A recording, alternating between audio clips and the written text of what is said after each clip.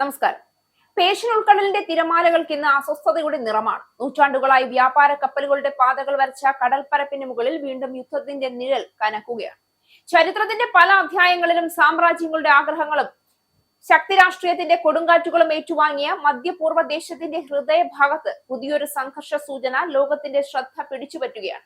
തുടർച്ചയായ മൂന്നാം ദിവസവും ഇറാനെതിരെ ആക്രമണം തുടരുമെന്ന് വ്യക്തമാക്കിയാണ് US പ്രസിഡന്റ് ഡൊണാൾഡ് ട്രംപ് കഴിഞ്ഞ ദിവസം രംഗത്ത് വന്നത്. വ്യാഴാഴ്ച രാത്രി ഇറാനെതിരെ അതിശക്തമായ ആക്രമണം നടത്തുമെന്നായിരുന്നു ട്രംപിന്റെ മുന്നറിയിപ്പ്.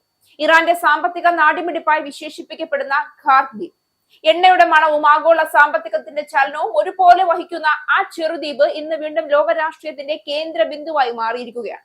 അമേരിക്കൻ പ്രസിഡന്റ് ഡൊണാൾഡ് ട്രംപിന്റെ പുതിയ പ്രസ്താവനകൾ വെറും രാഷ്ട്രീയ വാചകങ്ങളായി മാത്രം കാണാൻ കഴിയില്ല. കാരണം ഖാർഗ് ദ്വീപിനെ കുറിച്ചുള്ള ഓരോ പരാമർശവും എണ്ണ വിപണിയുടെ സ്പന്ദനത്തെയും പശ്ചിമേഷ്യയുടെ സുരക്ഷാ സമവാക്യങ്ങളെയും നേരിട്ട് ബാധിക്കുന്നതാണ്. ഇറാന്റെ ഖാർഗ് ദ്വീപ് പിടിച്ചെടുക്കുമെന്നും ട്രംപ് മുന്നറിയിപ്പ് നൽകിയിട്ടുണ്ട്. പ്രാദേശിക സമയം വ്യാഴാഴ്ച രാവിലെ സാമൂഹിക മാധ്യമമായ ട്രൂത്ത് സോഷ്യലിലൂടെയാണ് ട്രംപ് ഇക്കാര്യം വെളിപ്പെടുത്തിയത്. അമേരിക്ക ഇന്ന് രാത്രി ഇറാനെ ശക്തമായി ആക്രമിക്കുമെന്നും ഇറാന്റെ നാവിക വ്യോമസേനകളടക്കമുള്ള പ്രതിരോധ സംവിധാനങ്ങളെല്ലാം നശിച്ചുപോയതായും ട്രംപ് ട്രൂത്ത് സോഷ്യലിൽ കുറിച്ചിരുന്നു. വെനസ്വേലയിൽ ചെയ്തതുപോലെ ഇറാന്റെ ഖാർഗ് ദ്വീപ് ഏറ്റെടുക്കുമെന്നും അദ്ദേഹം പറഞ്ഞു വെച്ചു. അധികം വൈകാതെ ഒരു ഘട്ടത്തിൽ ഖാർഗ് ദ്വീപും ഇറാന്റെ എണ്ണ കേന്ദ്രങ്ങളും അമേരിക്ക പിടിച്ചെടുക്കും. വെനസ്വേലയിലെ പോലെ ഇറാൻ എണ്ണവാതക വിപണികളുടെ പൂർണ്ണ നിയന്ത്രണവും അമേരിക്ക ഏറ്റെടുക്കുമെന്നും ട്രംപ് ട്രൂത്ത് സോഷ്യലിൽ കുറിച്ചിരുന്നു. ഇറാൻ സമ്പദ് വ്യവസ്ഥയുടെ നട്ടെല്ലെന്ന് വിശേഷിപ്പിക്കുന്ന എണ്ണ കയറ്റുമതിയുടെ 90% കൈകാര്യം ചെയ്യുന്ന ഇടമാണ് ഖാർഗ് ദ്വീപ്. ഇറാനുമായുള്ള യുദ്ധം ആരംഭിച്ചതിനു പിന്നാലെ മാർച്ച് പകുതിയോടെ ഖാർഗ് ദ്വീപിലും നേരത്തെ US ആക്രമണം നടത്തിയിരുന്നു. ഖാർഗ് ദ്വീപിലെ സൈനിക സംവിധാനങ്ങൾ ബോംബിട്ട് തകർത്തെന്നായിരുന്നു അന്ന് ട്രംപിന്റെ അവകാശവാദം. ചൊവ്വാഴ്ച ഹോർമൂസ് കടലിടുക്കിന് സമീപം ഇറാൻ തങ്ങളുടെ സൈനിക ഹെലികോപ്റ്റർ വെടിവെച്ചിട്ടതായി അമേരിക്ക ആരോപിച്ചിരുന്നു. ഇതിന് പിന്നാലെയാണ് US ഇറാനു നേരെ വീണ്ടും ശക്തമായ ആക്രമണം ആരംഭിച്ചത്. ഇതോടെ പശ്ചിമേഷ്യ വീണ്ടും സംഘർഷഭരിതമായി.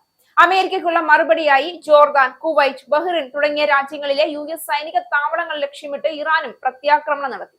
ഇതിനിടെ ഒമാൻ തീരത്ത് പലാവോ പതാകയുള്ള കപ്പലിന് നേരെ USന്റെ ആക്രമണമുണ്ടായി. ആക്രമണത്തിൽ കപ്പലിൽ ഉണ്ടായിരുന്ന ഇന്ത്യക്കാരായ 3 നാവികർ കൊല്ലപ്പെട്ടതായി വ്യാഴാഴ്ച സ്ഥിരീകരിച്ചു. യുദ്ധവിമാനങ്ങളുടെ ഇരമ്പലിനും നയതന്ത്ര ചർച്ചകളുടെ നിശബ്ദതയ്ക്കുമിടയിൽ ലോകം വീണ്ടും ഒരു ചോദ്യത്തിന് ഉത്തരം തേടുകയാണ്. സമാധാനത്തിലേക്കാണോ ഈ നീക്കങ്ങൾ, അതോ കൂടുതൽ ആഴത്തിലുള്ള സംഘർഷത്തിലേക്കോ? ഒരു വശത്ത് ശക്തി പ്രകടനത്തിന്റെ ഭാഷ ഉയരുമ്പോൾ മറുവശത്ത് ചർച്ചകളുടെയും കരാറുകളുടെയും പ്രതീക്ഷകൾ ഇപ്പോഴും പൂർണ്ണമായി അസ്തമിച്ചിട്ടില്ല. ചരിത്രം നമ്മെ പഠിപ്പിക്കുന്നത് ചിലപ്പോൾ ഒരു ചെറിയ ദ്വീപിന്റെ പേര് പോലും ലോകരാഷ്ട്രീയത്തിന്റെ ഗതി മാറ്റാൻ മതിയാകുമെന്നതാണ്. ഇന്ന് ഖാർഗ് ദ്വീപ് അത്തരം ഒരു പ്രതീകമായി മാറുകയാണ്. എണ്ണക്കിണറുകളുടെ തീപ്പരികൾക്കപ്പുറം അധികാരത്തിന്റെ ആഗ്രഹങ്ങളും സാമ്പത്തിക താല്പര്യങ്ങളും ഭൂമിശാസ്ത്ര രാഷ്ട്രീയത്തിന്റെ കണക്കുകൂട്ടലുകളും ഏറ്റുമുട്ടുന്ന വേദിയായി.